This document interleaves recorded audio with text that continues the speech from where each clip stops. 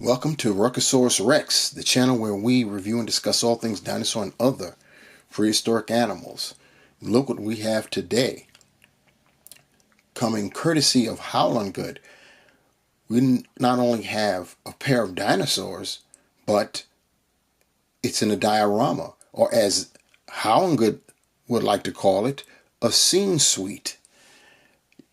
Looking very nice there. Our subject matter today is the ceratopsian known as Einiosaurus. In this case, a pair of them. And looks very nice just looking at it on the packaging. You see there are two different color schemes going on there. So that's pretty cool. You can also tell from the packaging artwork, or photography if you will, that they're in different poses. That is great. We have, as always with Haolonggood on the top, thumbnails of other offerings from them, and the same scene, the same photography on the other side. Time to get in. And here we go. I basically have them in the same position as was shown on the cover photography there. And of course you can rearrange it any kind of way that looks realistic and feasible, but we'll get into that later. Before we even get into the models, into the diorama, if you will, I'd like for you guys to like down below, share it, subscribe, and when we get to the end, and I do ask that you watch to the end, because watch time definitely matters. It helps the algorithm, and I need all the help I can get with that algorithm. So enough of the hard sell. Time to get into Einiosaurus ceratopsian. A little something about the species before we begin. It is Einiosaurus procorvicornis. That's the the other side of the name. It means buffalo lizard. Obvious reasons you can see why it would be called that. Ceratopsian, it was from the late Cretaceous, about 83 to 72 million years ago. It was found in Montana in what is known as the Two Medicine Formation. It's about 15 feet long. That's what it's been reported to be. And so it's considered a medium-sized ceratopsian. And that's enough for right there. We'll go over some of the species that it lived with a little bit later. Right now, just taking in the diorama, it looks very nice. And removing both models off of the platform and showing that, you can see that we have borne witness to this particular base before, and if I'm not mistaken, we got it with, I believe we got it with the Brontosaurus. Yeah, I'm sure that's who we got it with, the Brontosaurus before, but and that wasn't that long ago, so they've already recycled the base. Not that I'm complaining. First of all, getting a base is great. I wish we got bases more often with our models. So I'm not going to complain if we get a same or similar base. You see, we've got the water there with the rocks underneath. It looks very, very nice. It shimmers, so that's cool. Very rocky surface. And we've got some mud. When you see some mud, evidence of mud there. And then, of course, along the edges there, we've got this reddish rock, grayish, black rock. And then we've got moss, basically, in many areas. On this other side, you could see the rock emerging from the dirt surface there. So very nice. Nice attention to detail for this base, even watching it second time. And this moss is definitely loose because I'm losing some onto my platform here. So keep that in mind. I'll push that back and we'll bring our two Einiosaurus here into question. Like I said, they are in different poses, And we'll go with the green one first. I'll get that centered right there.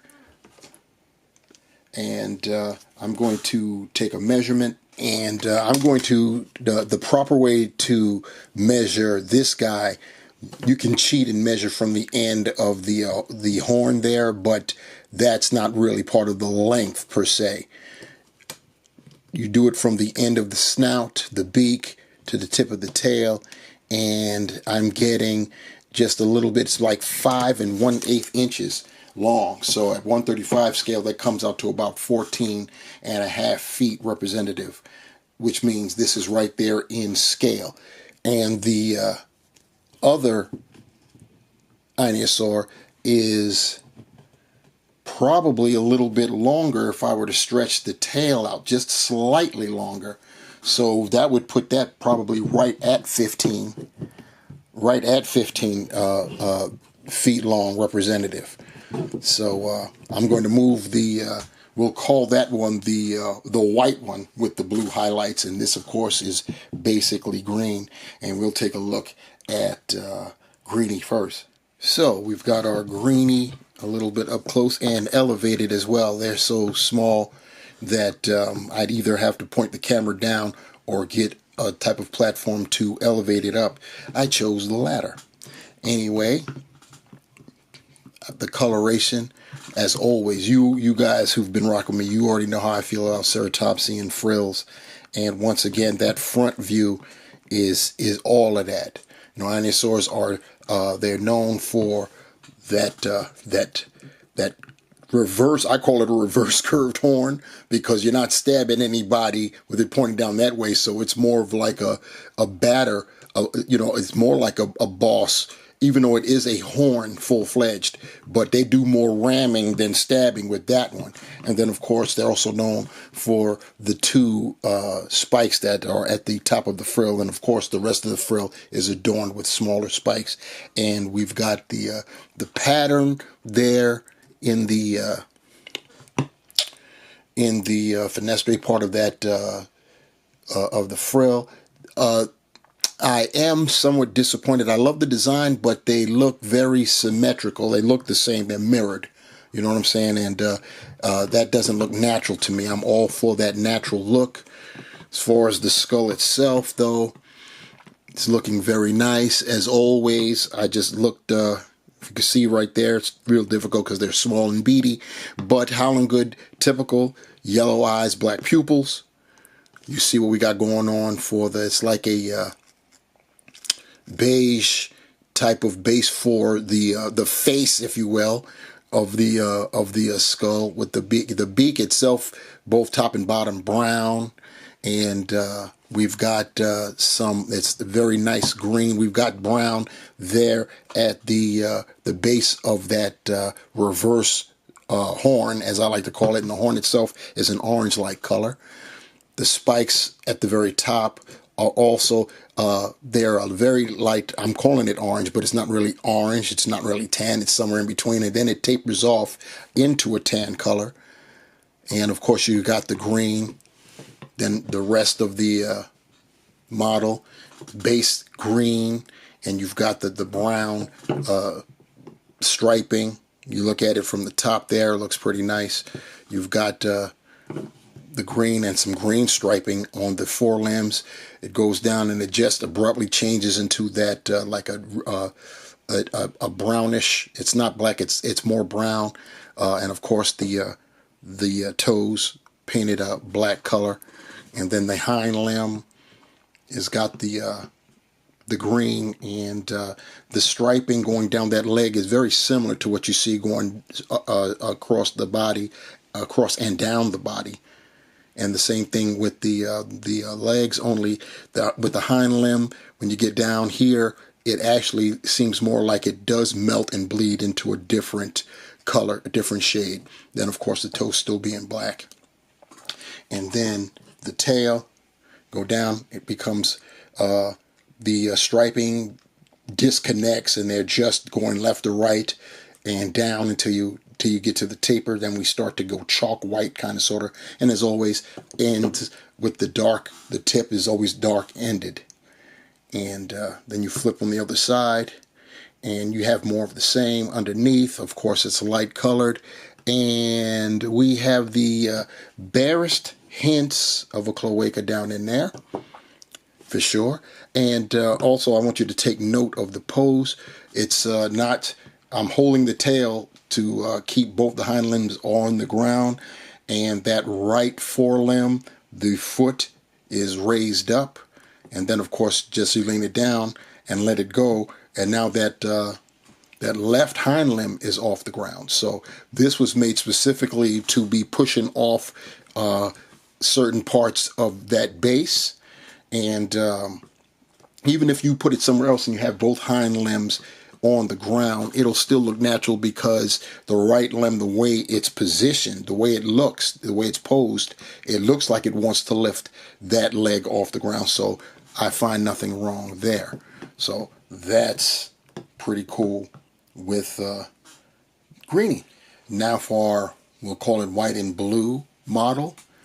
Once again, looking at that front, looks nice.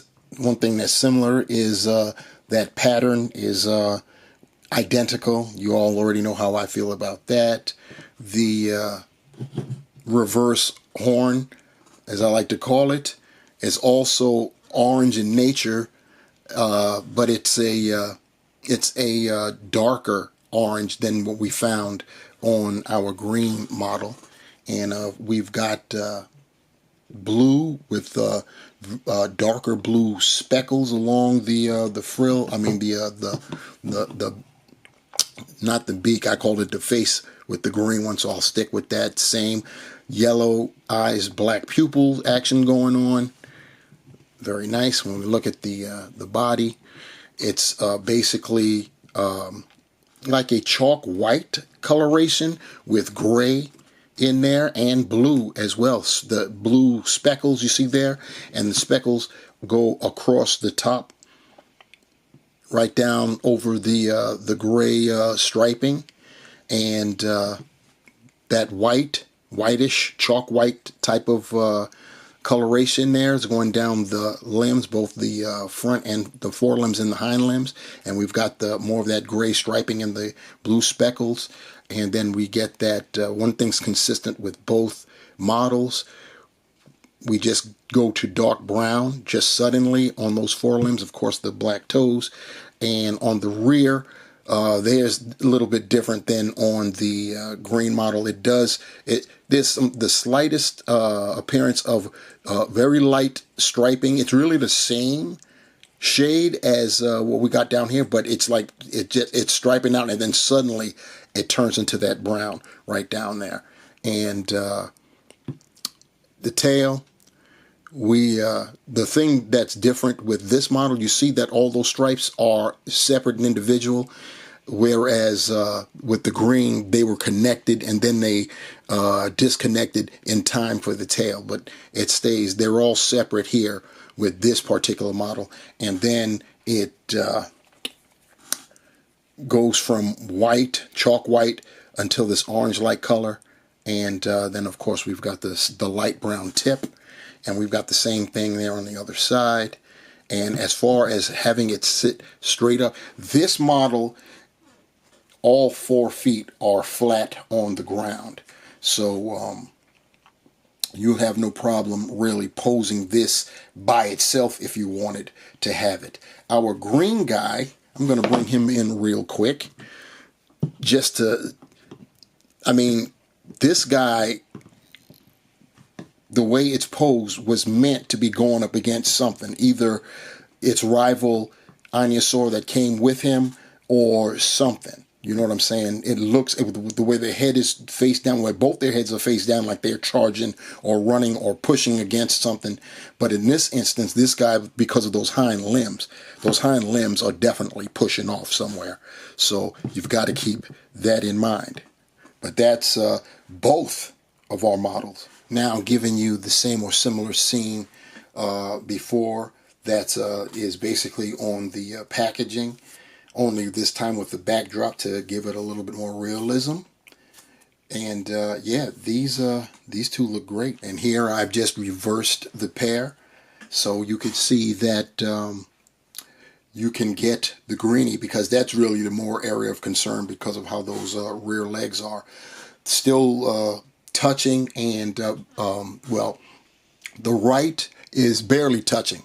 Two of the toes are on the ground while two are off, but that to me adds to the realism of it pushing off and them coming together. In fact, this angle looks even better when you look at them coming together. Now for some of those neighboring dinosaurs I spoke of earlier, we have Eoplocephalus here, an ankylosaur. Next we have another ankylosaur, actually a nodosaur. This is Edmontonia. Next we have Maiasaura with her calf. And you knew we had to get a predator in there. This is Daspletosaurus. And there have been some evidence that Einiosaurus may have been preyed upon by Albertosaurus as well. And also, just so you know, every comparison dino has been from Haolonggood. But since we have two Einiosaurs with this particular setup, I figured I may as well break out the Daspletosaurus from PNSO, so they both have a dance partner. And there it is, the Einiosaurus diorama, or scene suite, as called by Haolonggood. And it's a nice one.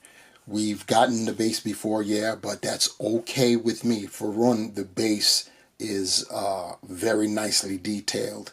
Very nicely detailed. And the two Einiosaurs that we get are different and very distinct. One thing I did not mention, and I should have, especially when I was going over the, as I call it, the reverse horns, they're different. They're not, those horns aren't identical either. They're very distinctive to the individual. The green one's horn is a little bit more curved, whereas our white and blue is pointing down almost right at 6 o'clock. So I like that distinction too. Bravo to Haolonggood for giving us that. The colorations are very different and distinct. They're not just different colors, they're different patterns as well. You gotta love that. And obviously they're in different poses, which is the, you know, the highlight of having two models of the same species. They're not just mirrored and posing, or I can't even say mirrored, because Haolonggood is known for giving us variants, but they're all in the same pose, so that's not even mirrored. Mirrored would be the left foot is in the same position, the right foot is it on the other model. They would be the same. It's why I don't opt to get to double up on their models and always have to choose which one I want in terms of the what color moves me the most. This time I didn't have to make that choice. You got two for the price of one, because this is a diorama set and I'm here for it. I would love for Haolonggood to give us more, and you know, if it's with larger species, obviously that's going to cost a bit more. It's going to be the packaging is going to be a little bit bigger. This was great because these are just mid-sized ceratopsians at the 5-inch length, representing a 15-foot animal. So that definitely works when it comes to that. So what do you guys think? Does it make your day with this one? You know, pass play. You can have them, you know, coming together, battling one another, or you can have them separate. You already saw you could have them interacting with other species, especially with predator species. They look like they're prepared for it because their heads are lowered and either push back or charging poses. So that's a good thing too. So let me know below what you guys think about that. And once again, like, share, subscribe, hit the notification bell, and hopefully you lasted and waited all the way till here to hear all of that. Let me know what you think below in your comment section. And hey, I'm loving this set. Very nice. Until next time, peace.